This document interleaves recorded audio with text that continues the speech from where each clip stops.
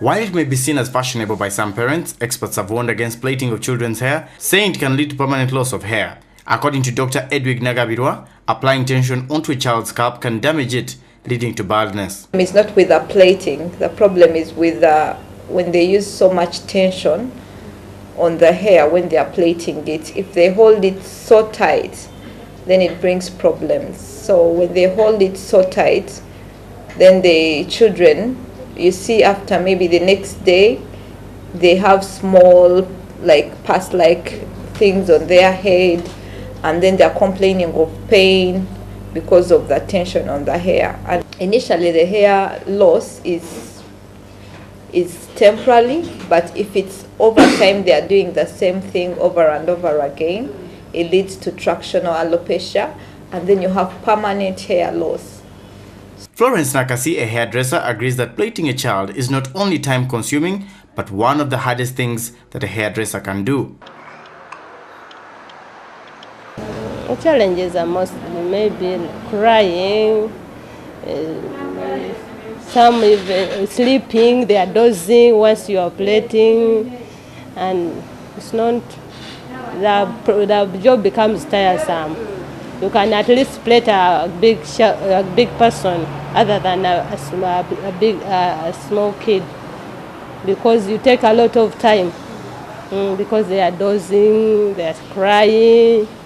Nakasi advises that only children above 5 years can have their hair plaited and recommends simple and mild styles like crown twists and pigtail puffs, among others, which are easier to maintain and clean.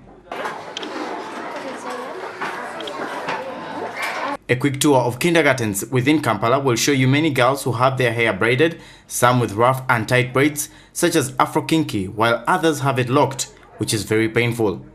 One of the parents we spoke to justified the plaiting of children's hair. They should be in an environment whereby there are people who are trained and can look after them.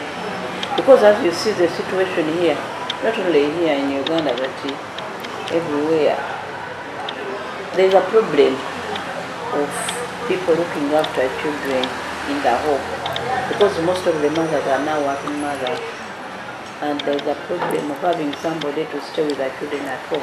Dr. Nagabirwa advises that if a parent must plait their child's hair, it should be done by select hairdressers and should be kept clean to prevent infections like dandruff.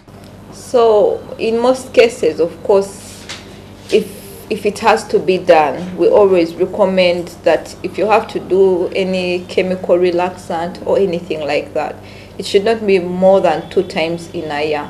And then there are some chemical relaxants which are not so they don't feel so burning on the scalp, and it should be done for a short time, not more than they should not be put there for more than 5 minutes or 10 minutes, and with an experienced person.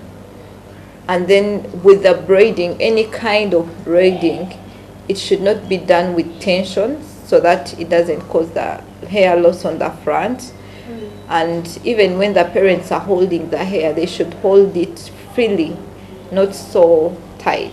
Before you make that brave decision to plait your child's hair, you do well to find out whether your child's hairdresser is good for the job.